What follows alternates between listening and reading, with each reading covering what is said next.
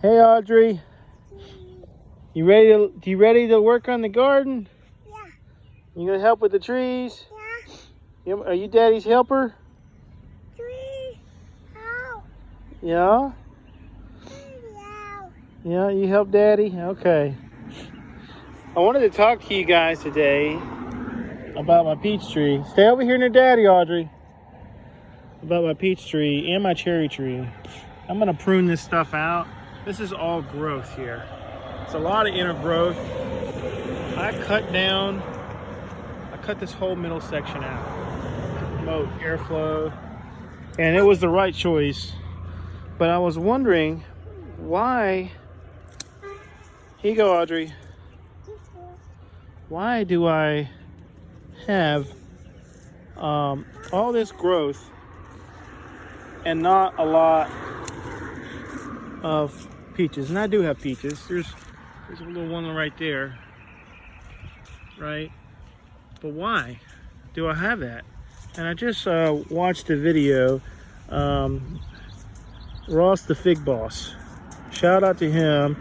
Ross, is it Raddi or something like that? Learned a lot of stuff from him. I really enjoy his stuff, and I would highly recommend him. He does a lot of fig stuff. He was talking about pruning his plums and why sometimes he doesn't actually do winter pruning. And the reason he said was when you prune in the wintertime, when the tree wakes up, it wants to put its energy on doing more growth for limbs and leaves and whatnot, instead of the tree focusing on, here, I'll finish this up later, instead of the tree focusing on growing fruit. And I was thinking I was going to have a lot of fruit, and I don't, but I do have a lot of growth. And I did winter prune this. I pruned this in February. And sure enough, I did not get any. Well, I got fruit. I got lots of flowers, but only probably like maybe 8 or 10 or so peaches. And so what he says he does is he actually prunes near the end of the season while it's still going, green, and then that way when it wakes up, it's actually not focused on growing limbs, it's focusing on growing fruits. And I was wondering, what, maybe this is my problem. Oh, there's another one right there. Maybe that's my problem. Maybe what I'm doing wrong is the winter pruning when I'm trying to get fruit. Now, there's plenty of trees like my other plums that I know I'm not going to grow fruit. They're too young.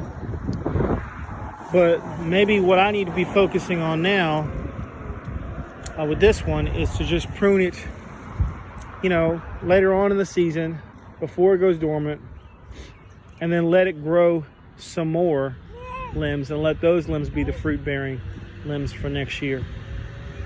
Because I've been thinking a lot about this peach tree. Why did it not grow the fruit that I anticipated? I had assumed that maybe it's young, which is true. This is going on its 3rd year.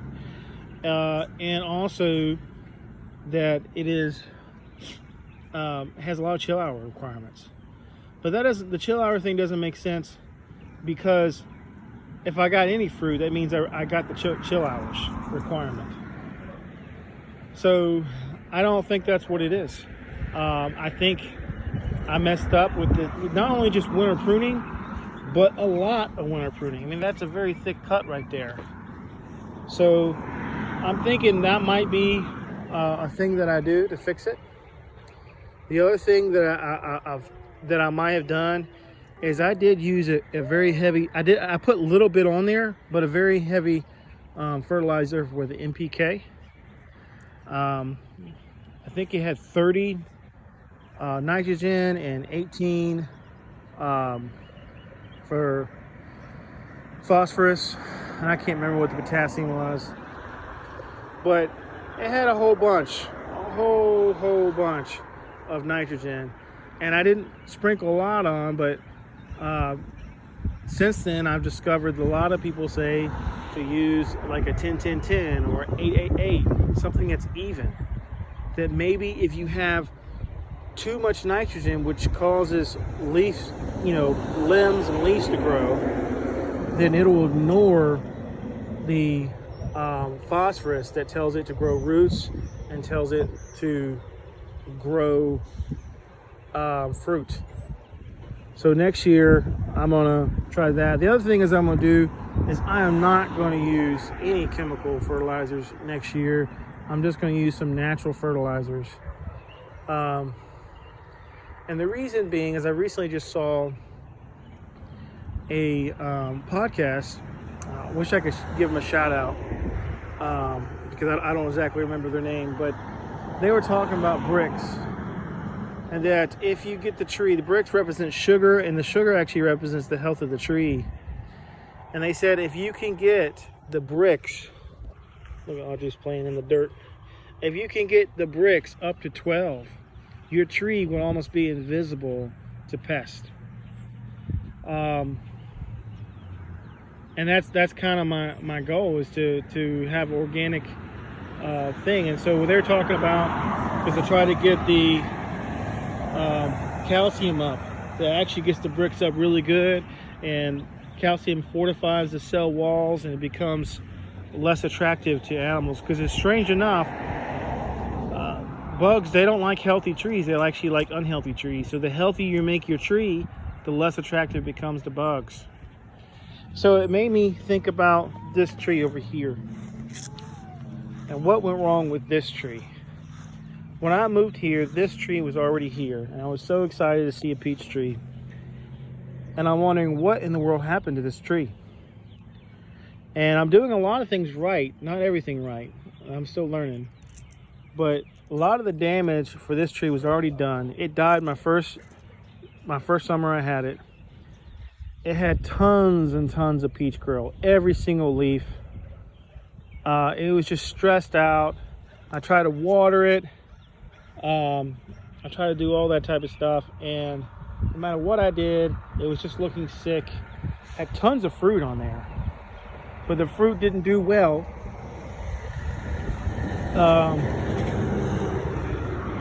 But one of the mistakes that I made, when I got here, there was no mulch around it. It was just grass. And I tried to fix that by putting mulch. But me not know anything, I put dyed mulch, brown dyed mulch there. I probably didn't help it. And then me seeing that the tree was sick, I put a whole bunch of chemical fertilizers all around it. Seeing that it would help it, and it did not help it. And literally, it's the end of July, and the tree just dropped all its leaves and died. Here's this peach tree right here. I've done a lot better on this tree. I've put compost on it. I put cow compost, my own compost that I made. I put wood chips around it. Put a lot of natural stuff like blood meal, bone meal, and just some all-purpose natural organic fertilizer. So I've done all those things. I'm thinking that maybe I need to get some calcium around it to fortify that. The reason I felt, the other day I had a video and I pulled out a piece of fruit and I said, look, the bugs got to it. It ate the very end of it. Well, it turns out that may not have been bugs. It may be something called flower bud rot, and like the very edges of the fruit kind of goes bad, and it's a sign of calcium deficiency. It doesn't look very deficient, but that might be something that I can put into the soil this year, and by next year the tree will be fused with calcium, and it'll just increase the health of the tree. And again, I'm just going to use natural sources. I'm not going to use chemicals. I've heard gypsum is a good one for more fast release. Long term, you can put eggshells and stuff like that. I even heard chalk. You can do chalk in there. So that's the plans for this tree. And come here, Audrey. So I'm invested in the success of this tree. This one, the bad things were done to it before I even got here. And then I just made it worse by trying to fix it, not knowing what I'm doing. But this one, it's not so far along that it's gonna get ruined. I mean, the leaves are just wonderful. They just look great. I mean, there's no sign of disease or anything like that.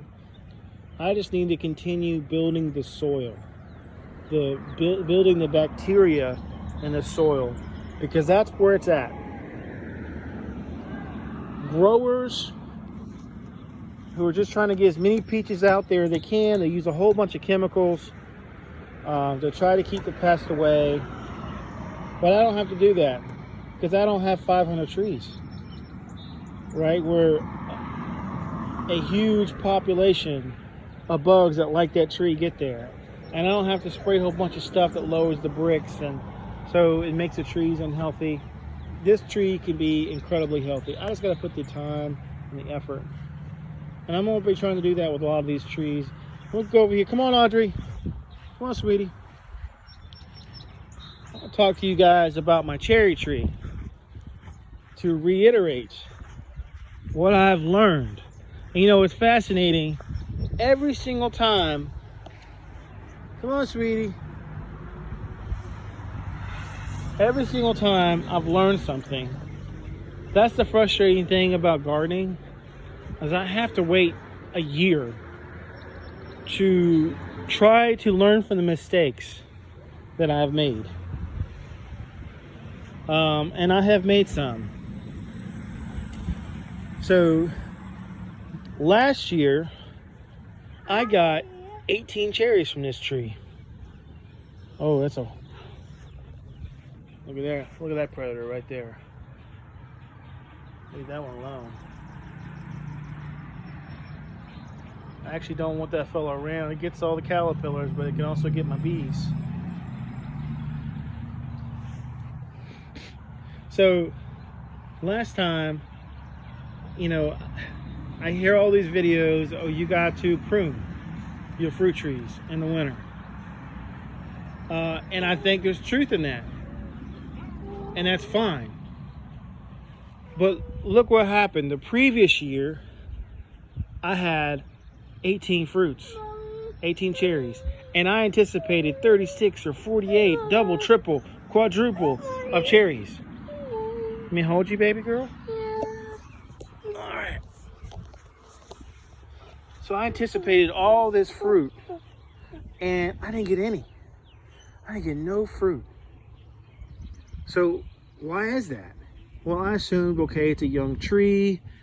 I put those chemicals, fertilizers down with the high potassium, not high potassium, high nitrogen, and I just spurred it to growth and didn't spur it to doing fruit. But that could be a part of it. But look what I also did. I pruned these limbs.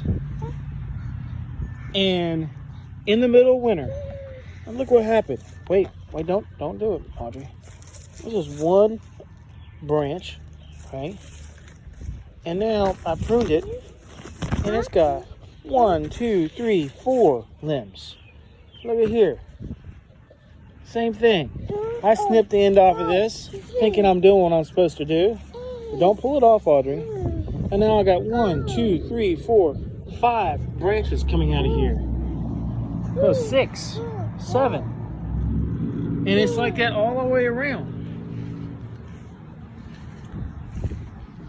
And the tree has put significant energy on just growing limbs because I pruned it in the wintertime. So instead of it growing fruit, it grew limbs because I pruned in the wintertime. So what I'm going to do this year, right? So what I'm going to do this year is I'm going to prune this before it goes dormant. And even make it, you know, a decent bit smaller, because I got to keep the size down on this tree. And then I'm not going to prune it at all. Not one time in the winter. And I want to see what that does. The river's up there now. Let me see if they can see their doggy looking at us. So that's what I'm learning. And that's the frustrating thing about gardening, guys. When you are new to this,